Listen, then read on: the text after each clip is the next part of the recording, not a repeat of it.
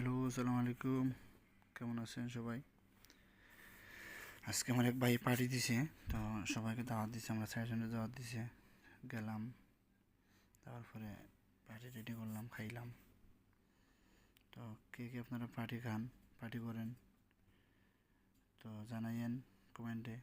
আর আমার ভিডিও যদি ভালো লাগে আসেন আর কমেন্ট করবেন। আমার ভিডিওতে ভালো লাগলে সাবস্ক্রাইব দিবেন, আর লাইক দিবেন, কমেন্ট করবেন। আমি বানাইছি মুরগি দিয়া, ইনশাআল্লাহ বিদেশে এভাবেই মজা করে পার্টি করতে পারি।